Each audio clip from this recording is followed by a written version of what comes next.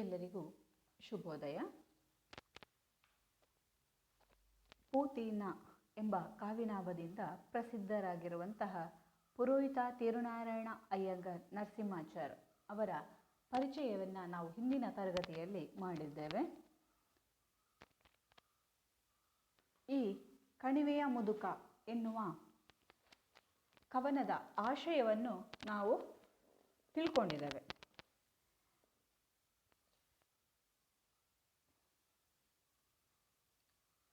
ಕಣಿವೆಯ ಮಾರ್ಗದಲ್ಲಿ ಮುದುಕನನ್ನು ದಾರಿಹೋಕನೊಬ್ಬ ಕಂಡು ಪ್ರೀತಿ ತೋರಿಸ್ತಾ ಇದ್ದಾನೆ. ಆ ದಾರಿಹೋಕ ತೋರಿರುವಂತಹ ಆ ಪ್ರೀತಿ, ಆ ಮಾನವೀಯತೆ ಏನಿದೆ, ಅದನ್ನು ಕಂಡಾಗ ಮುದುಕನಿಗೆ ತನ್ನ ಮಗನ ನೆನಪಾಗತ್ತೆ. ತನಗೂ ಒಬ್ಬ ಮಗ ಇದ್ದ. ಆ ಮಗ ತನ್ನನ್ನು ದೂರ ಹೋಗಿದ್ದಾನೆ ಅಂತ ಹೇಳಿ ಆತ ಕಠೋರನಾಗಿದ್ದ. ಅವನ ಮನಸ್ಸು ಕಠೋರತೆಯಿಂದಿತ್ತು. ಆದರೆ ಈ ವ್ಯಕ್ತಿ ತೋರಿಸಿರುವಂಥ ಈ ದಾರಿಹೋಕ ಯಾರಿದ್ದಾನೆ, ಅವನು ತೋರಿಸಿರುವಂತಹ ಪ್ರೀತಿಗೆ ಆತ ಮೃದು ಹೃದಯವನ್ನು ಹೊಂದ್ತಾನೆ. ವೃದ್ಧಾಪ್ಯದ ಬದುಕಿನಲ್ಲಿ ಮಕ್ಕಳ ಸಾಮೀಪ್ಯ ದೊರೆಯದಿದ್ದಾಗ ಆ ಮನಸ್ಥಿತಿ ಹೇಗಾಗತ್ತೆ ಎನ್ನುವಂಥದ್ದನ್ನು, ಮಕ್ಕಳಿಲ್ಲ, ತನ್ನ ಹತ್ರ ನನಗೆ ವಯಸ್ಸಾಗ್ತಾ ಇದೆ, ಮಕ್ಕಳಿಲ್ಲ, ತಾನು ಬದುಕಬೇಕಾಗತ್ತೆ, ವಯೋಸಹಜವಾಗಿ ಕಾಡುವಂತಹ ಆರೋಗ್ಯದ ಸಮಸ್ಯೆಗಳು ಈ ಮುದುಕನನ್ನು ತಲ್ಲಣಗೊಳಿಸ್ತಾ ಹೋಗುತ್ತೆ. ಈ ಮುದುಕನ ವ್ಯಕ್ತಿತ್ವ ಈ ಮೂಲಕ ಅಭಿವ್ಯಕ್ತ ಹೊಂದ್ತಾ ಹೋಗುತ್ತೆ. ಮುದುಕನ ಅಂತರಾಳ ಏನಿದೆ ಅದು ಅರಿತು ಅನುಕಂಪದಿಂದ ತೋರಿಸುವ ಮನುಷ್ಯತ್ವ. ಈ ದಾರಿಹೋಕ ಏನಿದ್ದಾನೆ, ಅವನಿಗೆ ವಯಸ್ಸಾಗಿದೆ, ಈ ಮುದುಕನಿಗೆ ವಯಸ್ಸಾಗಿದೆ ಅಂತ ಹೇಳಿ ತೋರುವಂತಹ ಅನುಕಂಪ ಏನಿದೆ, ಅದು ಮೌನವಾಗಿಯೇ ಇಲ್ಲಿ ವ್ಯಕ್ತವಾಗ್ತಾ ಇದೆ. ದಾರಿಹೋಕ ಅಯ್ಯೋ ಪಾಪ ಅಂತ ಹೇಳಬೇಕಾಗಿಲ್ಲ. ಅದರ ಬದಲು ಬನ್ನಿ, ನಾನು ನಿಮ್ಮನ್ನು ಕರ್ಕೊಂಡು ದಿಣ್ಣೆವರೆಗೆ ಹತ್ತಿಸ್ತೇನೆ, ಬನ್ನಿ ನಾನು ನಿಮ್ಮ ಜೊತೆಗಿರ್ತೇನೆ ಅಂತ ಹೇಳುವಂತಹ ಆ ಒಂದು ಮನಸ್ಥಿತಿ ಏನಿದೆ, ಆ ಮುದುಕನಿಗೆ ಅದು ಧೈರ್ಯವನ್ನು ಕೊಡ್ತಾ ಹೋಗುತ್ತೆ. ಮೌನವೇ ಕೆಲವೊಮ್ಮೊಮ್ಮೆ ಹೊಂದಾಣಿಕೆ ಅಂತ ಅನಿಸ್ಲಿಕ್ಕೆ ಶುರುವಾಗತ್ತೆ. ಬದುಕಿನಲ್ಲಿ ಯಾವತ್ತೂ ಕೂಡ ಬದುಕಿನಲ್ಲಿ ಪ್ರೀತಿ ಇರಬೇಕು, ಪ್ರೀತಿಯ ಆಸರೆ ಬೇಕು. ಮಕ್ಕಳು ಸಣ್ಣವರಿರುವಾಗ ಹೇಗೆ ತಂದೆ ತಾಯಿ ಪ್ರೀತಿಯನ್ನು ತೋರಿ ಮಕ್ಕಳನ್ನು ಸಾಕ್ತಾರೋ ಬೆಳೆಸ್ತಾರೋ, ಹಾಗೆಯೇ ದೊಡ್ಡವರಾದಾಗ ಮಕ್ಕಳು ತಂದೆ ತಾಯಿಗೆ, ವೃದ್ಧಾಪ್ಯದ ತಂದೆ ತಾಯಿಗಳನ್ನು ಪ್ರೀತಿಯಿಂದ ನೋಡಿಕೊಳ್ಳುವಂತಹ ಮನಸ್ಥಿತಿ ಅವರಲ್ಲಿ ಉಂಟಾಗಬೇಕು ಎನ್ನುವಂಥದ್ದನ್ನು ಇಲ್ಲಿ ಹೇಳ್ತಾ ಹೋಗಿದ್ದಾರೆ. ಈ ಮುದುಕನಿಗೆ ಮೊದಲು ಈ ದಾರಿಹೋಕ ಕರೆಯುವಾಗ ನಾನಿದ್ದೇನೆ, ಬನ್ನಿ ನನ್ನ ಜೊತೆಗೆ ಬನ್ನಿ, ನಾನು ನಿಮ್ಮನ್ನು ಕರ್ಕೊಂಡು ಹೋಗ್ತೇನೆ ಅಂತ ಹೇಳುವಾಗ ಅವನು ಕೋಪಗೊಳ್ತಾನೆ. ನನಗೆ ಈ ಕಾಡಿನಲ್ಲಿ ನನಗೆ ಹೆದರಿಕೆ ಆಗ್ತಾ ಇದೆ ಅಂತ ನೀನು ತಿಳ್ಕೊಂಡಿದೀಯಾ? ನನಗೆ ಮಳೆ ಗಾಳಿ ಬೆಳಕು ಯಾವುದೂ ಇಲ್ಲ, ನನಗೆ ಹೆದರಿಕೆ ಏನಿಲ್ಲ ಅಂತ ಹೇಳ್ತಾನೆ. ಆದರೆ ಇಲ್ಲ, ನನ್ನ ಜೊತೆ ಬನ್ನಿ, ನಾನಿದ್ದೇನೆ ಅಂತ ಹೇಳುವಾಗ ಆ ಮುದುಕನಲ್ಲಿ ಉಂಟಾಗುವಂತಹ ಪರಿವರ್ತನೆ ಏನಿದೆ, ಮೃದು ಹೃದಯ ಏನಿದೆ, ಅದು ಆತನ ಮಗನನ್ನು ನೆನಪಿಸುವ ಹಾಗೆ ಮಾಡ್ತಾ ಇದೆ. ಇದನ್ನು ಇಲ್ಲಿ ಕಣಿವೆಯ ಮುದುಕ ಎನ್ನುವ ಈ ಕವನದಲ್ಲಿ ಕವಿ ಹೇಳ್ತಾ ಹೋಗಿದ್ದಾರೆ. ಪಯಣ ಬೆಳೆಸಿತು ಸಂಜೆ, ಬಾನು ಭಯವ ಬೀರಿ ಮಿಂಚಿ ಮೊಳಗಿ, ಬಯಲು ದಿಣ್ಣೆಯ ನೊಂದು ಮಾಡಿತು ಕಣಿವೆ ತುಂಬುತ್ತ ಕತ್ತಲು. ಪಯಣ ಬೆಳೆಸಿತು ಸಂಜೆ, ಹೌದು ಸಂಜೆ ಆಗ್ತಾ ಬಂತು, ಕತ್ತಲಾಗ್ತಾ ಬಂತು. ಬಾನು ಏನು ಮಾಡ್ತಾ ಇದೆ, ಭಯವನ್ನು ಬೀರುವ ಹಾಗೆ ಮಾಡ್ತಾ ಇದೆ. ಕತ್ತಲಾಗ್ತಾ ಇದೆ, ಕಾಡಿನೊಳಗಿದ್ದಾರೆ, ಕಾಡಿನೊಳಗೆ ಕತ್ತಲಾಗ್ತಾ ಇದೆ, ಭಯ ಹೆಚ್ಚಾಗ್ತಾ ಇದೆ, ಅಲ್ಲಲ್ಲಿ ಒಂದೊಂದು ಮಿಂಚುಗಳು ಮೊಳಗ್ತಾ ಇವೆ. ಅದು ಹೇಗೆ ಕಾಣ್ತದೆ ಅಂತ ಹೇಳಿದರೆ, ಬಯಲು ಮತ್ತು ದಿಣ್ಣೆಯನ್ನು ಒಂದು ಮಾಡಿದ ಹಾಗೆ. ಆಕಾಶ ಕತ್ತಲಾಗ್ತಾ ಬರುವಾಗ ನೆಲ ಮತ್ತು ಎತ್ತರದ ಪ್ರದೇಶವನ್ನು ಒಂದು ಮಾಡಿದ ಹಾಗೆ ಕಾಣ್ತಾ ಇದೆಯಂತೆ. ಕಣಿವೆ ತುಂಬುತ್ತಾ ಕತ್ತಲು. ಆ ಜಾಗ ಏನಿದೆ, ಆ ಜಾಗ ಸಂಪೂರ್ಣವಾಗಿ ಕತ್ತಲಾಗ್ತಾ ಬರ್ತಾ ಇದೆ. ಕಾಡಿನೊಳಗೆ ನಾನೇ ಒಂಟಿ. ಇವಾಗ ಏನು ಯುವಕ ಹೋಗಿದ್ದಾನೆ, ಕಾಡಿಗೆ ಹೋಗಿದ್ದಾನೆ. ಅಲ್ಲಿ ತಾನೇ ಒಂಟಿ ಎನ್ನುವಂತಹ ಭಾವನೆ ಅವನನ್ನು ಕಾಡ್ತಾ ಇದೆ. ನನಗೆ ಬೇರೆ ಯಾರೂ ಇಲ್ಲ, ನಾನು ಒಂಟಿಯಾಗಿ ಈ ಕಾಡಿನೊಳಗಿದ್ದೇನೆ ಅಂತ ಹೇಳಿ ಅವನೇನು ಮಾಡ್ತಾನೆ, ಓಡುತ್ತಿದ್ದೇನೋ ಹನಿಗೆ ಬೆದರಿ ಓಡ್ತಾ ಇದ್ದಾನಂತೆ. ಮಳೆ ಬರಲಿಕ್ಕೂ ಸಾಧ್ಯತೆ ಇದೆ, ಜೊತೆಗೆ ಕತ್ತಲಾಗ್ತಾ ಇದೆ ಅಂತ ಹೇಳಿ ಅವನೇನು ಮಾಡ್ತಾನೆ, ಹನಿಗೆ ಬೆದರಿ ಓಡ್ತಾ ಇದ್ದಾನಂತೆ. ಮೋಡ ಮಿಂಚಲು ಹಾದಿ ಹಿಡಿದು ಮೆಟ್ಟಿಲೇರುವ ತಾಣಕ್ಕೆ. ಮೋಡ ಮುಸುಕ್ತಾ ಇದೆ, ಮಿಂಚು ಬರ್ತಾ ಇದೆ. ಆ ಮಿಂಚಿನ ಬೆಳಕಿಗೆ ಏನು ಮಾಡ್ತಾ ಇದ್ದಾನೆ ಈ ಹುಡುಗ, ಆ ಮಿಂಚಿನ ಬೆಳಕಿನಲ್ಲಿ ಹಾದಿಯನ್ನು ಹಿಡ್ಕೊಂಡು ಆತ ಮೆಟ್ಟಿಲನ್ನು ಏರುವಂಥ ಆ ಕಾಡಿನೊಳಗಿಂದ ಹೊರಗೆ ಬರುವಂತಹ ದಾರಿಯ ತಾಣಕ್ಕೆ ಸ್ಥಳಕ್ಕೆ ಬರ್ತಾ ಇದ್ದಾನಂತೆ. ಏನು ನಡೆಯಿದೆ? ಅವನು ಅವಸರವಾಗಿ ಬರ್ತಾ ಇದ್ದಾನೆ, ಕತ್ತಲಾಗಿದೆ, ಏನು ಕಾಣ್ತಾ ಇಲ್ಲ ಅವನಿಗೆ. ಅದರ ಜೊತೆಗೆ ಮಿಂಚು ಬರ್ತಾ ಇದೆ. ಆ ಮಿಂಚಿನ ಬೆಳಕೇನಾಗ್ತಾ ಇದೆ ಅವನಿಗೆ, ಮಿಂಚಿನ ಬೆಳಕಷ್ಟೇ ದೀಪವಾಗಿದೆ ಅವನಿಗೆ. ಆವಾಗ ಏನನ್ನೋ ಎಡವಿದ ಹಾಗಾಗ್ತಾ ಇದೆಯಂತೆ. ಸುಯ್ಯಲೇನು, ಅಯ್ಯೋ ನೋಡಲಿಕ್ಕೆ ನರಳಿಕೆ ಏನು, ಮನುಜನೇನು, ಅಯ್ಯೋ ನನಗೆ ಇಲ್ಲಿ ನೋಡಿದಾಗ ಏನೋ ಉಸಿರಾಟದ ಶಬ್ದ ಕೇಳ್ತಾ ಇದೆ, ಅಯ್ಯೋ ಅಮ್ಮ ಅಂತ ಹೇಳುವಂತಹ ನರಳಿಕೆ ಏನಿದೆ ಅದು ಕೇಳ್ತಾ ಇದೆ. ಹಾಗಿದ್ರೆ ಮನುಜನಾಗಿರ್ಬೋದಾ? ಕತ್ತಲಾಗಿದೆ, ಪ್ರಾಣಿಗಳಾಗಿರ್ಬೋದು ಎನ್ನುವಂಥ ಭಯವೂ ಇದೆ, ಹೆದರಿಕೆಯೂ ಇದೆ. ಜೊತೆಗೆ ಕತ್ತಲಾಗಿದೆ, ತನಗೇನು ಕಾಣ್ತಾ ಇಲ್ಲ, ಈ ಮನುಷ್ಯನಿರ್ಬೋದೇ, ಮನುಜನೇನೋ ಅಂತ ಹೇಳುವಾಗ ಆ ವ್ಯಕ್ತಿ ಗದರ್ತಾನಂತೆ. ಕಾಣದೇನೋ ದಾರಿ ಹೋಕನೆ ಎಂದು ಗದರಿತು ವ್ಯಕ್ತಿಯು. ಆ ವ್ಯಕ್ತಿ ಅಲ್ಲಿ ಅವನನ್ನು ಎಡವಿಕೊಂಡು ಇವನು ಕಾಲನ್ನು ಎಡವಿದಾಗ ಆ ವ್ಯಕ್ತಿ ಏನು ಮಾಡ್ತಾನಂತೆ, ಗದರ್ತಾನಂತೆ.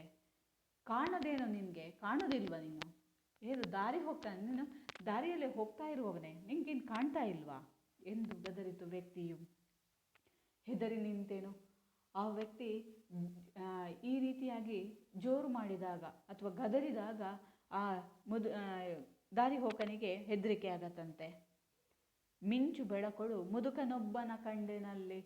ಅವನಿಗೀಗೇನು ಸ್ವಲ್ಪ ಸಮಾಧಾನ ಆಗತ್ತೆ. ಯಾಕಂತ ಹೇಳಿದ್ರೆ ಆ ಮಿಂಚು ಬೆಳಕಿನಲ್ಲಿ ಒಬ್ಬ ದಾರಿ ಹೋಕ ಏನು ಮಾಡ್ತಾನೆ, ಕೂತಿರುವ ಅಂತಹ ವ್ಯಕ್ತಿ ಯಾರಿದ್ದಾನೆ ಅವನು ಮುದುಕನ ಹಾಗೆ ಕಾಣ್ತಾನಂತೆ. ಮಿಂಚಿನ ಬೆಳಕಿನಲ್ಲಿ ಆ ಮುದುಕ ಕಾಣ್ತಾನೆ ಈ ವ್ಯಕ್ತಿಗೆ, ದಾರಿ ಹೋಕನಿಗೆ. ಆದ ಕಾರಣ ಏನಾಗತ್ತೆ, ಅವನಿಗೆ ಸ್ವಲ್ಪ ಸಮಾಧಾನ ಉಂಟಾಗತ್ತೆ. ಅವನು ಎಲ್ಲಿದ್ದಾನೆ? ಅವನು ಹಾಗೆ ದಾರಿಯಲ್ಲಿ ಕೂತಿಲ್ಲ, ಅವನು ಬದಿಯ ಬಂಡೆಯ ನೊರಗೆ ಕುಳಿತ ಹೊಸಿಲ ಸಾವಿನ ಮುದುಕನು. ಅವನು ಏನು ಮಾಡಿದ್ದಾನೆ, ಹತ್ತಿರ ಇರುವಂತಹ ಬಂಡೆಗೆ ಹೊರಗೆ ಕೂತಿದ್ದಾನೆ. ಕುಳಿತ ವ್ಯಕ್ತಿ ಏನು ಮಾಡ್ತಾ ಇದ್ದಾನೆ,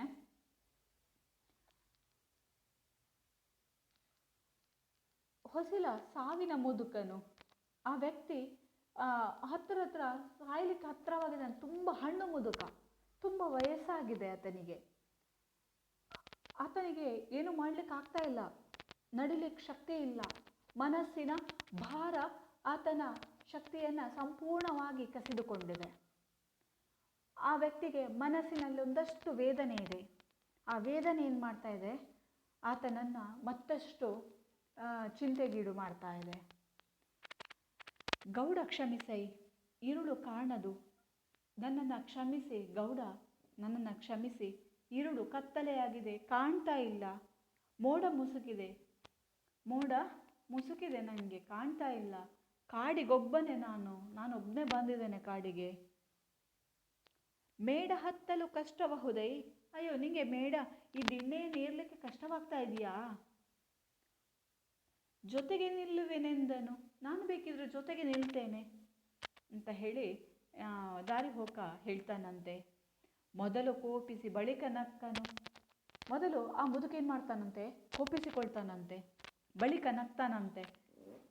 ನೀನೇನು ನನ್ನನ್ನು ಕುಡುದಿಲ್ಲ ಅಂತ ಹೇಳಿ ನನ್ನನ್ನು ಇದು ಮಾಡ್ತಾ ಇದೆಯಾ? ಅಂತ ಹೇಳಿ ಆತ ನಗಾಡ್ತಾನಂತೆ. ಮುದುಕ ಮರುಕವ ಹಳಿವ ನಗೆಯ. ಅಯ್ಯೋ, ನೀನು ಈ ರೀತಿಯಾಗಿ ನನ್ನನ್ನು ನಿಂದೆ ಆರೋಪವನ್ನು ತೋರಿಸುವಂತಹ ನಗೆಯನ್ನು ಆತ ಬೀರ್ತಾನಂತೆ.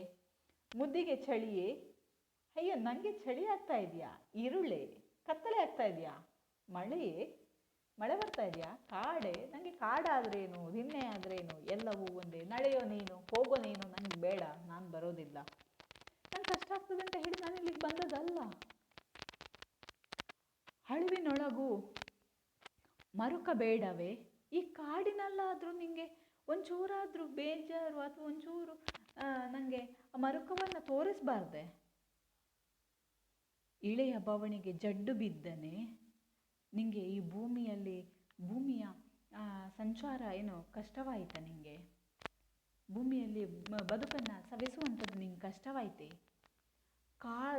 ಕಳೆದ ಬಾಳುಳು ದಯೆಯ ಕಾಣದೆ, ಅಯ್ಯೋ ನಿನಗೆ ಕಳೆದಿರುವಂತಹ ಈ ನಿನ್ನ ಬಾಳಿನಲ್ಲಿ ಏನಿದೆ ದಯೆ ಎನ್ನುವಂಥದ್ದು ನೀನು ಕಾಣದಾದೆಯೋ, ಇಂದು ಕಾಣಲಿಕ್ಕೆ ಹಳಿತಾ ಇದೆಯೋ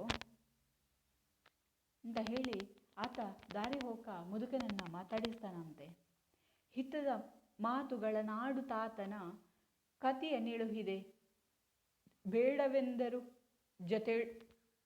ಜೊತೆಯೊಳೊಯ್ದೆನು, ಹೆಜ್ಜೆ ಹೆಜ್ಜೆಗೂ ನಿಂತ ಮುದುಕನ ನಡೆಸುತ್ತಾ. ಹಿತದ ಪ್ರೀತಿಯಾದಂತಹ ಅವನಿಗೆ ಇಷ್ಟವಾಗುವಂತಹ ಮಾತುಗಳನ್ನು ಆಡ್ತಾ ಏನು ಮಾಡ್ತಾನಂತೆ, ಆತನ ಕೋಪವನ್ನು ಕಡಿಮೆ ಮಾಡ್ತಾನಂತೆ. ಬೇಡ, ನಾನು ಬರೋದಿಲ್ಲ ಎಲ್ಲಿಗೂ ಅಂತ ಹೇಳ್ತಾನಂತೆ. ಜೊತೆಯೊಳೊಯ್ದೇನು, ಇಲ್ಲ ನೀವು ಬರಲೇಬೇಕು, ನಾನಿದ್ದೇನೆ ನಿಮಗೆ ಎನ್ನುವಂತಹ ಭರವಸೆಯನ್ನು ನಾವು ಕೊಟ್ಟರೆ ಏನಾಗತ್ತೆ, ಅವರ ಮನಸ್ಥಿತಿ ಸಂಪೂರ್ಣವಾಗಿ ಸರಿಯಾಗಿ ಸಹಜ ಸ್ಥಿತಿಗೆ ಬರುವ ಹಾಗಾಗತ್ತೆ. ಪ್ರಾಯದ ಕಾಲದಲ್ಲಿ ಮಕ್ಕಳಿಲ್ಲ ಅಂತ ಹೇಳಿದ್ರೆ ತಂದೆ ತಾಯಿಗಳು ಸಹಜವಾಗಿ ಕೊರಗ್ತಾರೆ. ಅವರು ಸಹಜವಾಗಿ ಅವರಿಗೆ ಒಂದು ರೀತಿಯ ಅನಾಥ ಭಾವನೆ ಅವರನ್ನು ಕಾಡ್ತಾ ಹೋಗತ್ತೆ. ಆದ ಕಾರಣ ಇಲ್ಲ ಬನ್ನಿ, ಜೊತೆ ಇದ್ದೇನು, ನನ್ನ ಜೊತೆಗೆ ಇದ್ದೇನೆ ನಾನು, ಬನ್ನಿ ಅಂತ ಹೇಳ್ತಾ ಹೆಜ್ಜೆ ಹೆಜ್ಜೆಗೂ ನಿಂತ ಮುದುಕನ ನಡೆಸುತ್ತಾ, ಅವನು ಇಲ್ಲ ಇಲ್ಲ ಅಂತ ಹೇಳ್ತಾ ಇರುವಂತಹ ಮುದುಕನನ್ನು ಇಲ್ಲ ಬನ್ನಿ ನಾನಿದ್ದೇನೆ ಅಂತ ಹೇಳಿ ನಡೆಸ್ತಾನಂತೆ. ಮೇಡ ಹತ್ತುತ್ತಲಿದ್ದೆ ವಿಂತು ಗೌಡ ಕರಗಿದ, ಕರವ ನೆಮ್ಮಿದ ಮೋಡ ಮಿಂಚಿನ ಬಾನ ಹೋಲಿತು ಎನ್ನ ಮನದ ಭಾವವು. ಮೇಡ ಹತ್ತಾ ಇರಬೇಕಾದ್ರೆ ವಿಂತು ಆ ಗೌಡ ಏನು ಮಾಡ್ತಾನಂತೆ, ಕರಗಿ ಹೋದಂತೆ. ಅಷ್ಟು ದೂರ ನಡೆಸ್ಕೊಂಡು ಬರ್ತಾ ಇರಬೇಕಾದ್ರೆ ಇವನು ಇಲ್ಲ ಅಂತ ಪ್ರೀತಿಯಿಂದ ಮಾತಾಡಿಸ್ಕೊಂಡು ಬರ್ತಾ ಇರಬೇಕಾದ್ರೆ ಆ ವ್ಯಕ್ತಿ ಗೌಡ ಯಾರಿದ್ದಾನೆ, ಆ ಮುದುಕ ಯಾರಿದ್ದಾನೆ, ಅವನ ಮನಸ್ಸು ಕರಗ್ತಾ ಹೋಗತ್ತಂತೆ. ಕರವ ನೆಮ್ಮಿದ, ಅಷ್ಟೊತ್ತು ಇವನು ಹತ್ತಿರ ಹಿಡ್ಕೊಂಡಿದ್ದಾನೆ ಕೈಯಲ್ಲಿ, ಆದರೂ ಕೂಡ ಇವನ ಕೈಯನ್ನು ಆತ ಹಿಡ್ಕೊಳ್ಳಲಿಲ್ಲ. ಈಗ ಅವನಿಗೆ ತನ್ನ ಮಗನನ್ನು ನೆನಪಾಗ್ತಾ ಇದೆ. ಅವನೇನು ಮಾಡ್ತಾನಂತೆ, ಇವನ ಕೈಯನ್ನು ಮುಟ್ಟಿದಾನಂತೆ. ಮೋಡ ಮಿಂಚಿನ ಬಾನ ಹೋಲಿತು ಎನ್ನ ಮನದ ಭಾವವು. ಈಗ ಮೋಡ ಮಿಂಚು ಬಂದಾಗ ಬಾನನ್ನು ಯಾವ ರೀತಿ ಹೋಲತ್ತೋ ಹಾಗೆ ಇವರ ಮನದ ಭಾವವು ಕೂಡ ಹಾಗೇ ಆಗ್ತಾ ಇದೆಯಂತೆ.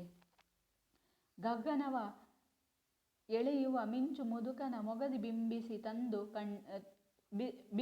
ತಂದು ಕಂಡೆನು, ಉಗುವ ಕಂಬನಿ ಹೊನಲ ಸೋಜಿಗ ಅಳುವನೇ ನೀ ಮುದುಕನು.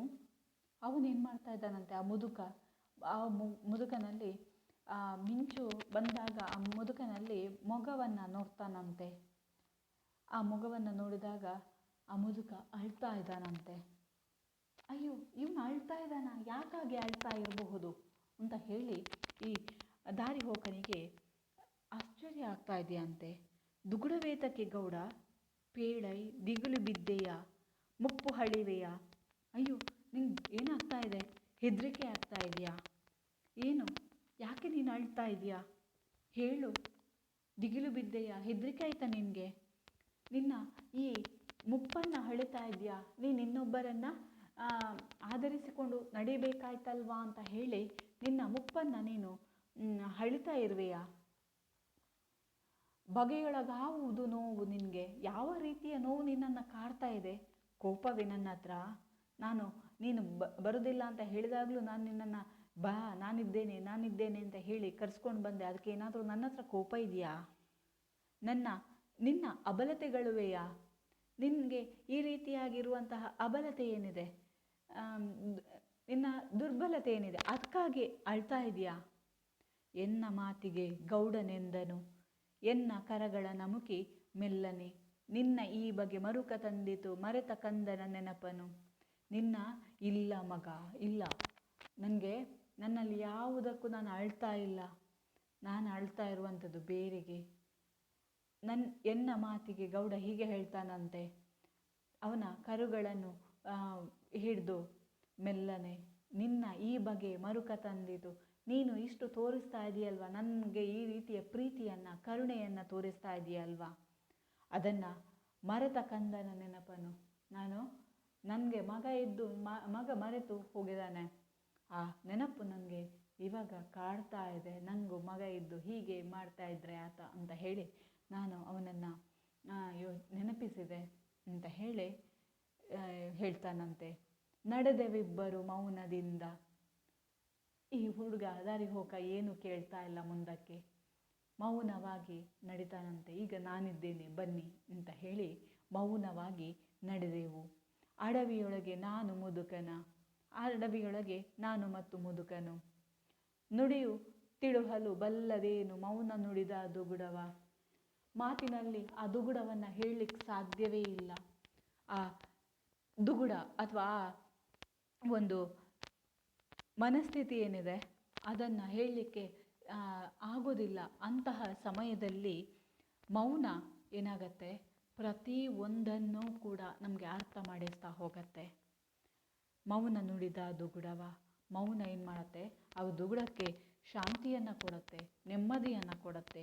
ಆ ಹಿರಿ ಜೀವಕ್ಕೆ ಒಂದಷ್ಟು ಸಾಂತ್ವನ ಇರುತ್ತೆ, ಆ ಹಿರಿ ಜೀವ ಒಂದಷ್ಟು ಖುಷಿ ಪಡುತ್ತೆ. ನನಗೂ ಒಬ್ಬ ಮಗ ಇದ್ದ, ಇದೇ ರೀತಿ ಮಗ ಇದ್ದಾನೆ ಎನ್ನುವಂಥದ್ದು ಖುಷಿಯಾಗತ್ತೆ. ಇಲ್ಲಿಗೆ ಈ ಕವನವನ್ನು ಕೊನೆಗೊಳಿಸಿದ್ದಾರೆ. ಧನ್ಯವಾದಗಳು.